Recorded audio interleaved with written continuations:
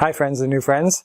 My guest today is someone who I would consider to be one of the most passionate supporters of Dash out there. He's faced lots of adversity during his time in the Dash network with multiple failed proposal attempts. Yet he continues to lead by example with dedication and determination to get the word of Dash out there. Today I talk with Blake Chamness of Dash Texas Farms. I'm Christopher Carruthers, also known as Tao Satoshi, and you're watching Cash Alternative TV.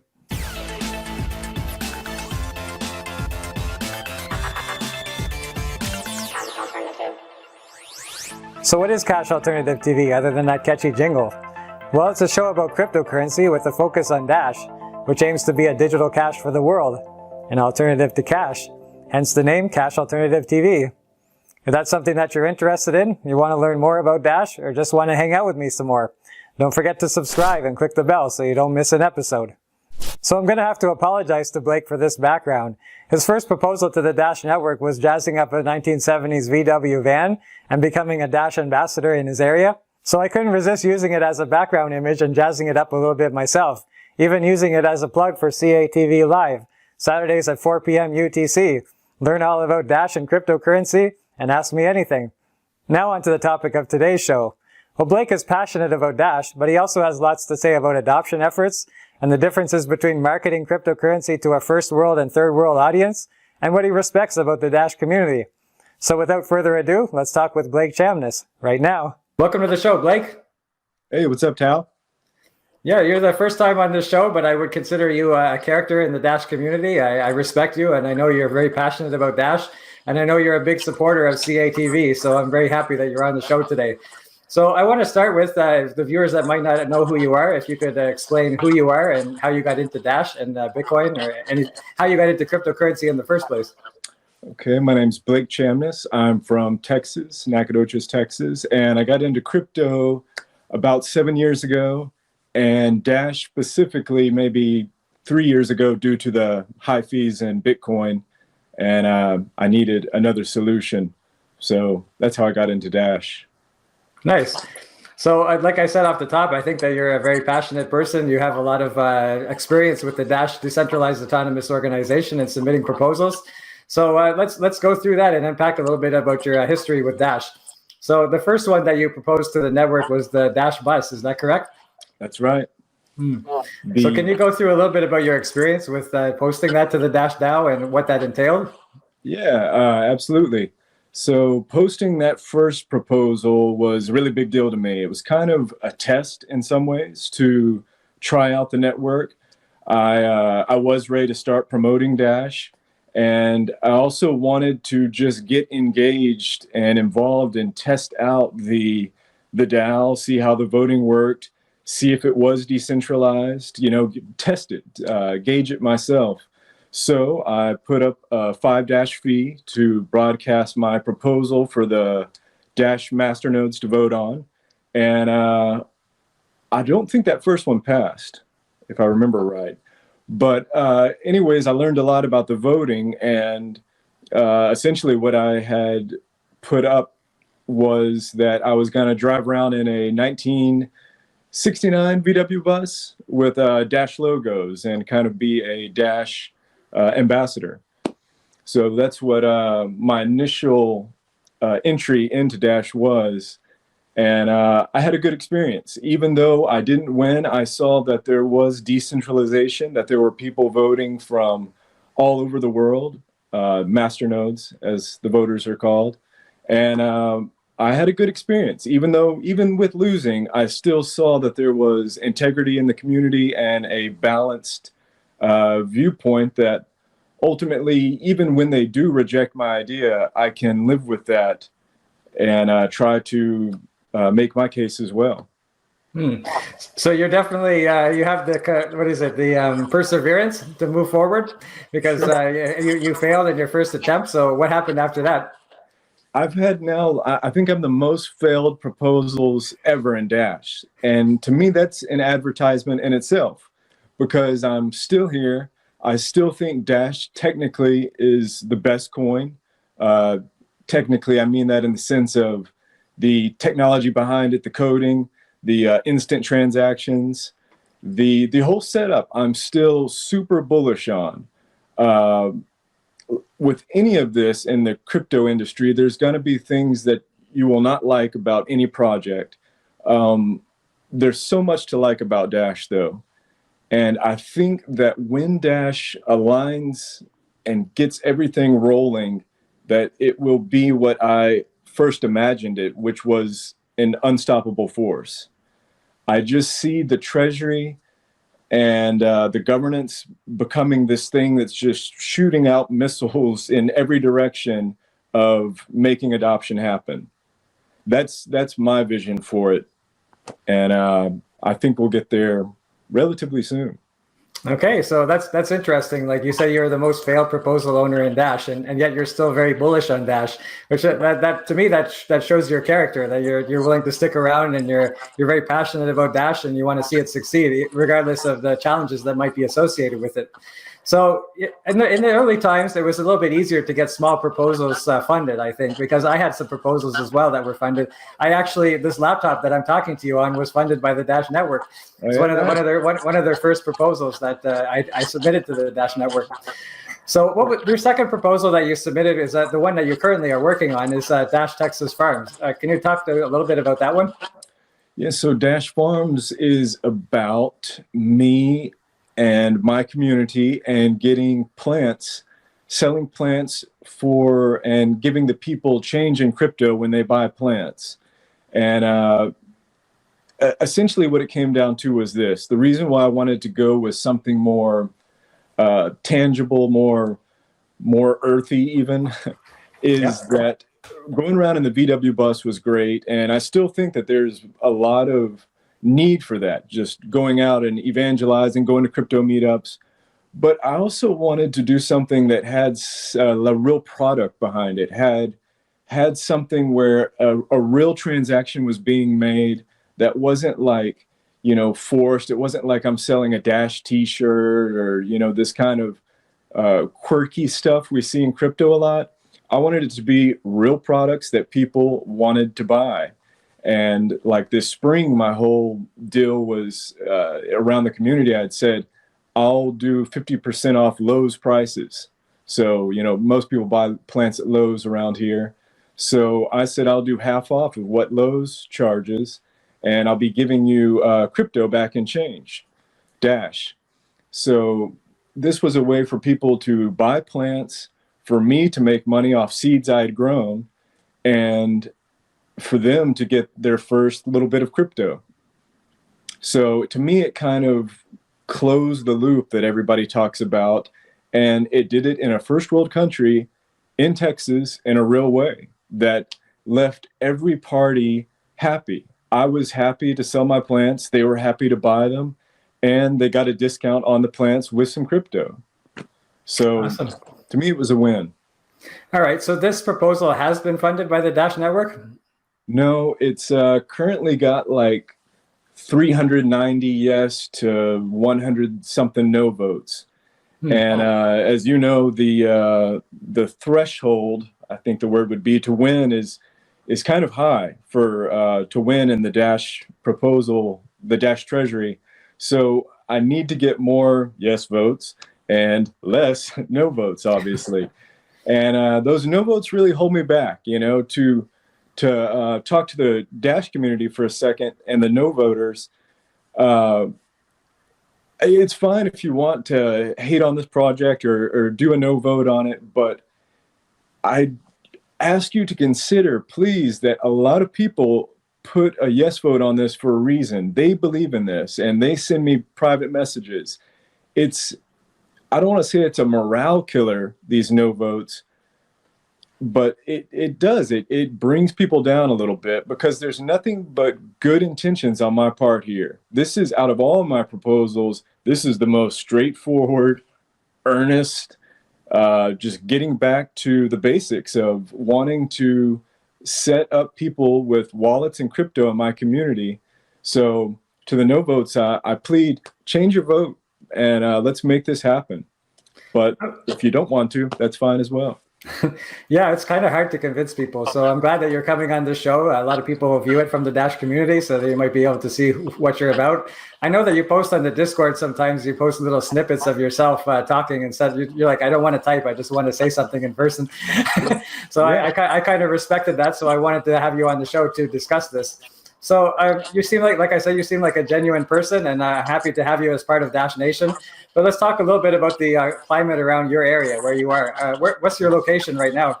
So I'm in East Texas, Nacogdoches, Texas, which is the oldest town in Texas.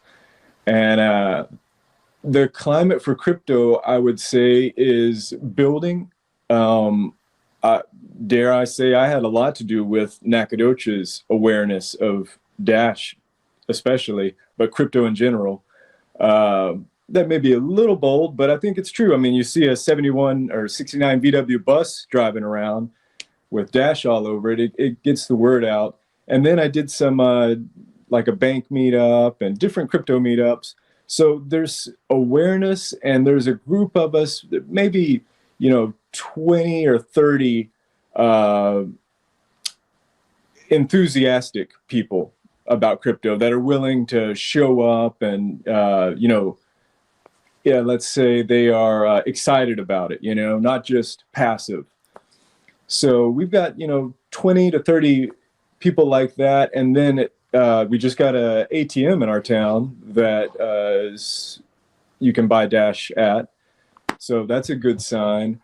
And I'd say everyone in East Texas, or let's just say my community, what people are kind of waiting on is how are the governments ultimately going to react, and how do people feel about crypto? There's a lot of followers in the world. There's a lot of people, just by math, they're waiting, and they're wanting to get confirmation that this is going to be a success, which is ironic because, if you want to win in this or get, let's say you want to benefit the most, you've got to be bold. Fortune favors the bold. Let's put it that way. Okay. And, keep going. so that's where we're at here in the city. Is we got a lot of people watching, waiting, and I'm trying to advance and get it out there and say, hey, look, don't wait. This is the future. Awesome. So one of the objections that I've heard from Mastodon owners is that this doesn't scale, and there's really no benefit to the Dash network for it. So here's your opportunity to play, a salesman and say, why is this a good proposal for the Dash network? Okay. I've thought about this morning while swimming, actually. To me, what doesn't scale is not reciprocating support. You have to be reciprocal in your support. I could name lots of negative things about every project on going down our treasury list, looking over the budget. I could pick apart everything if I wanted to, but I'm about positivity and being positive about it. And if you want to get into the technical details of ROI and KPI and all that, I still think my proposal holds up. I mean, I'm asking for basically $900 a month. If I'm even reaching, 10 people that in their lifetime choose to get into crypto and choose to go to Dash, I mean, that's well worth it. So on the return on investment factor, it clearly surpasses that. And if you don't see that, I don't know what to say besides you're seeing what you want to, glass half empty. Because there's, I'll put it this way too. Someone said, each person you get in probably tells someone as well. So there's this factor of the butterfly effect, or whatever you want to call it. Where network effect. Yeah. Network effect, sure. And, even I'll give props to my sister, who I got into Dash. Geez, she knocked it out of the park getting friends into Dash. And I'm going to say she got in 15, 20 people doing unclaimed property checks online, finding money that they didn't know they had, and then telling them, hey, you didn't know you had this money. Why don't you throw it into crypto? And I thought that was a really smart idea. So props to Ann on that. And she got, 15, 20 people, a good sized chunk of money going into Dash. So the point is that what doesn't scale is not my proposal, but the attitude, the negative attitude of people who refuse to see the beauty in what I'm doing and the simplicity of what I'm doing and the low cost. That's one other issue I want to talk about real quick, is that what I see happening in the Dash treasury and the budget is that people come in with their KPI, with their promises and charts and graphs, and they say, oh, look, I'm going to hit this grand slam. They bring the numbers, and the master nodes, oh, you're the new star now. We've seen it time after time. You're the new kid on the block, and you're crushing it. Well, 1 month passes, 2 month passes. Next thing you know, these high expectations that have been built up start crumbling.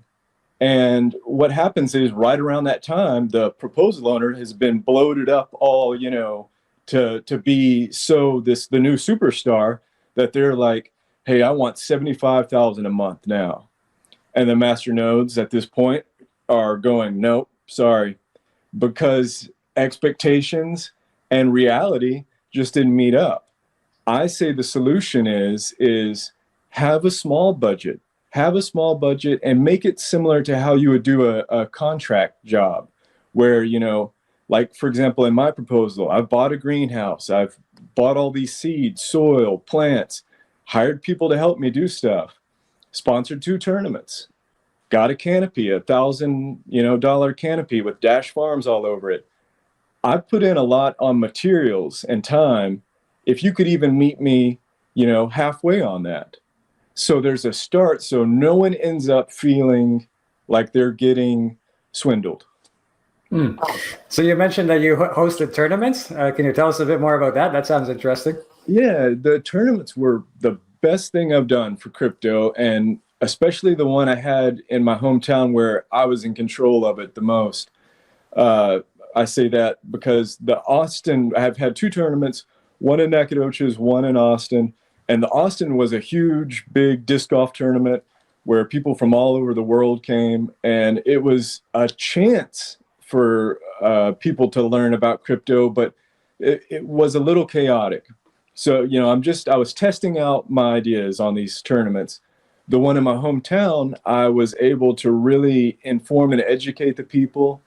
There's all sorts of things you can do on a disc golf course because it's an open public course.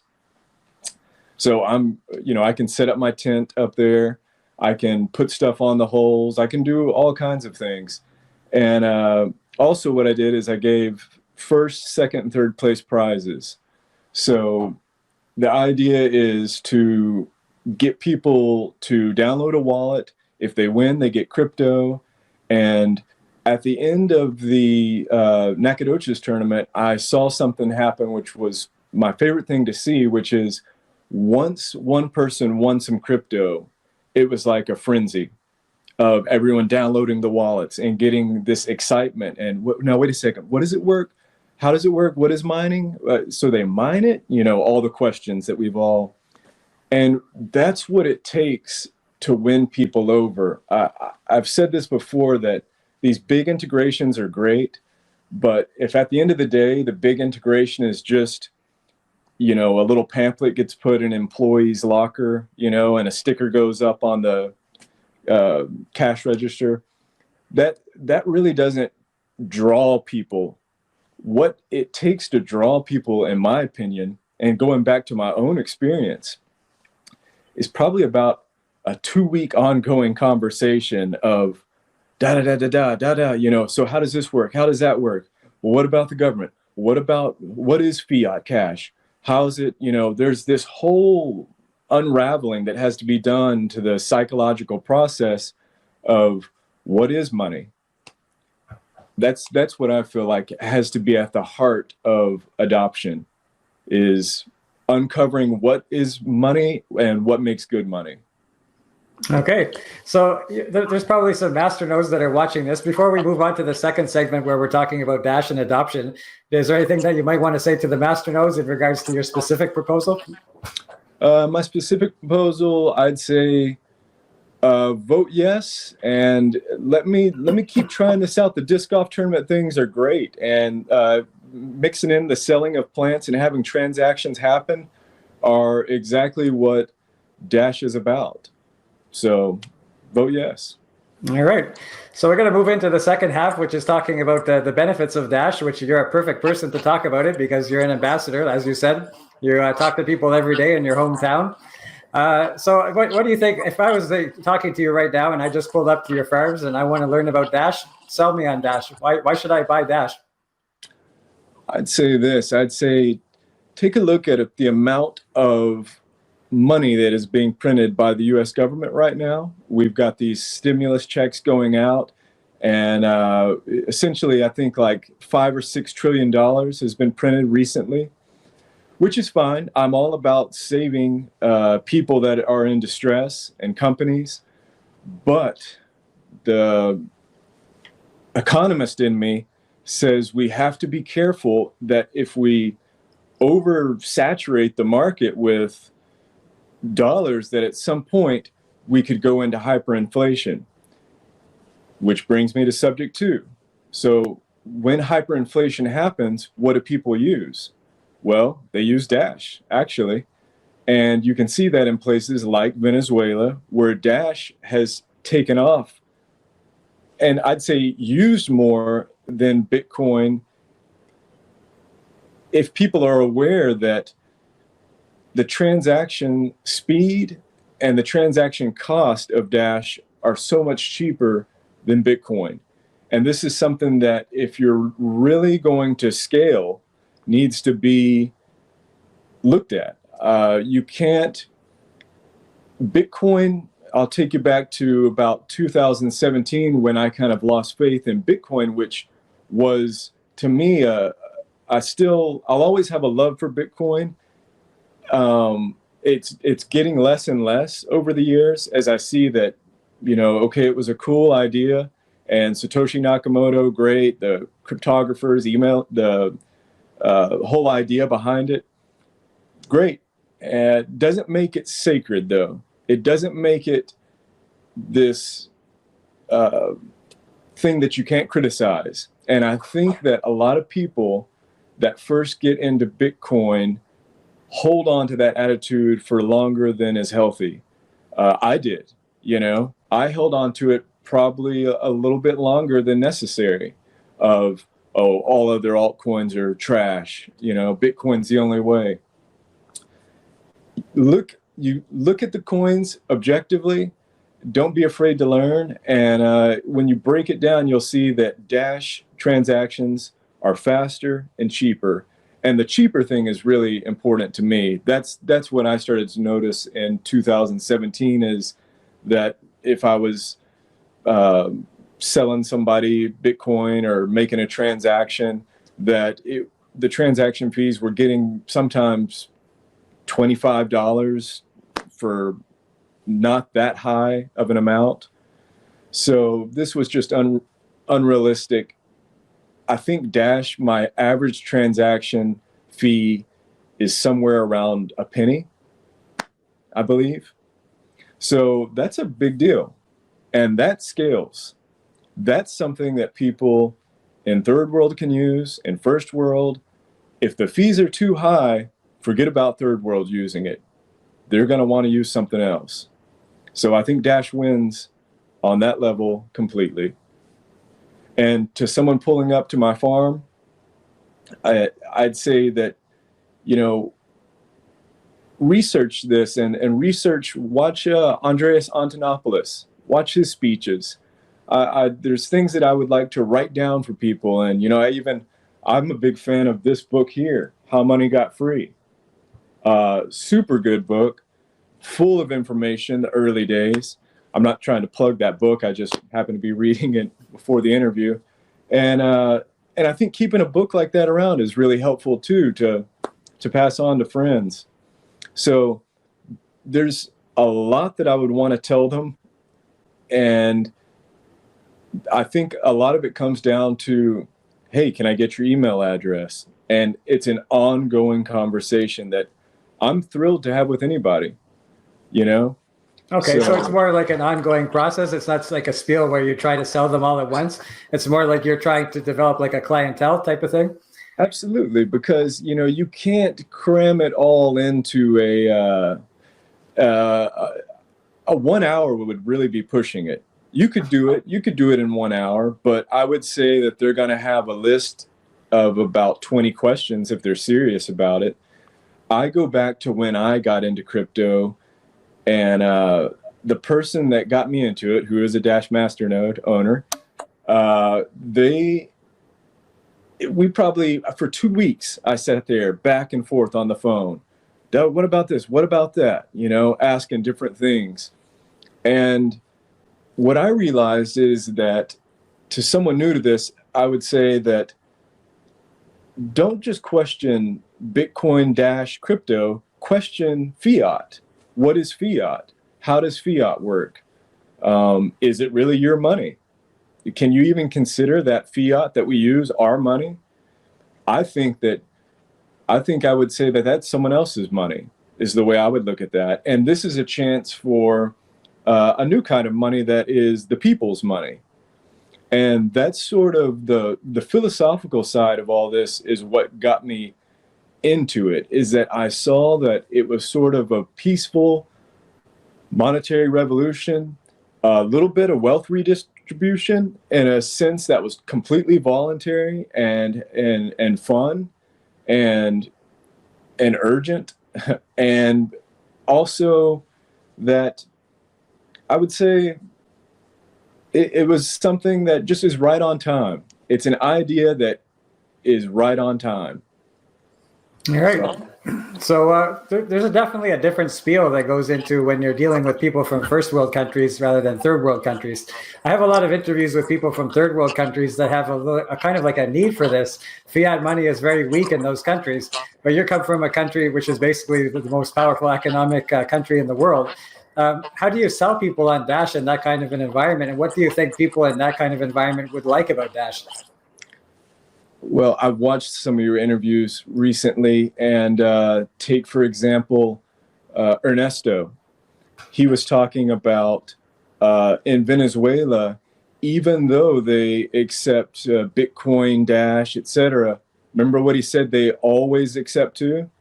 The US dollar, to be fair, so the selling point, and that goes to the masternode owners too, who say, oh, first world, no good, don't evangelize to them.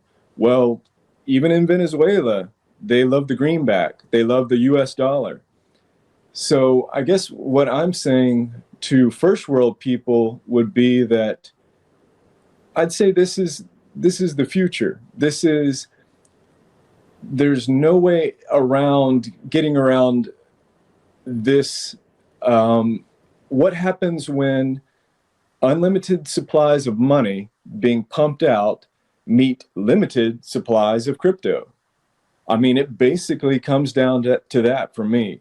You could say many different things, but if you just look at unlimited supplies of money bumping into limited supplies of crypto, you can see that crypto is going to start gaining traction. There's really no way around it. I see, especially now at this point, I'd say back 7 years ago when I got into this, I was a little uneasy about the future of crypto. I'm not going to say it's a 100% solid guaranteed thing, but I'll say that it's going to be really hard for them to stop this idea with as much progression as we've made. It's right at the tipping point right now. And I guess that would be something I would say to crypto fans watching. Let's push it over that edge. Do your part. Don't think that someone else is going to do this for you. Don't rely on me or the masternodes or the Bitcoin maximalists to get stuff done. Make your flyers. Talk to everyone you know. Make it happen, because we're right at the tipping point. we're right at the point where it spills over and it goes from, this last bull run, I'd see up to 50 to 100 people at a meetup. And I went all over Texas and I went all over California, and there'd be packed rooms. My question is, what's the next level? Are we going to have stadiums full of people, cheering on crypto? I mean, and I believe that is the next level, and we're this close to it, the tipping point. This has been a fascinating conversation with Blake Chamness of Dash Texas Farms. I'm happy you came on the show. I'm going to give you the free mic again to say anything you might want to say about Dash and adoption before we wrap things up. Just want to say thank you to some of the people in Dash. You've always been really nice, Tal. From the very beginning, you welcomed me into the community. I was just looking at an email transaction from like 2017 where you said, "Hey, welcome, Blake," and that meant a lot to me. That welcoming attitude does a whole lot. So I thank you. I want to say thanks to I've been liking correspondence with Fabio lately. Pete from Pete and Amanda, the Dash holders, Dash ambassadors. Pete was really nice to me once, reached out and met me at an Austin meetup, and was super friendly. And Rodrigo, I met at a Dash Brazil. I met at a conference in San Francisco, and he was super nice. So to all those guys, I want to say thank you. And to the Dash ecosystem, I say, let's do this, guys. Let's push it over the tipping point, and everyone's doing a great job. Awesome. So if anybody out there might want to get a hold of you, Dash Texas Farms, Blake, how do they get a hold of you? It's funny. I just got off Facebook.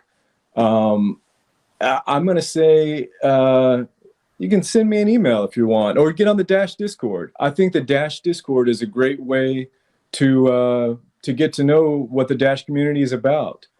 So join the Dash Discord. I'll be on there, and you can ask all the questions you want to ask about Dash and have them answered. Okay, and what's your handle on Discord? I am Dash Farms. Okay, perfect. So I thank you for coming on the show. Thanks for your support of Cash Alternative TV as well, and thanks for your never-ending dedication to Dash. I wish you the best of luck in your future endeavors. Well, hey, thank you, Tal. Yep, take care. Later. Well, that was my chat with Blake Chamness. I hope you enjoyed it. I wish him every bit of success in his dealings with the Dash network in the future, and hopefully some of his proposals pass, because he's a nice guy and he has a lot to say about Dash, and he's very passionate and he has lots of dedication. Those are very good qualities to have in the Dash community. Well, that's it for me today. Don't forget to like this video, subscribe, and click the bell if you want to see more from me in Cash Alternative TV episodes. Until next time, remember, Dash is a better money for a better future, and that future is getting closer every day. Bye for now.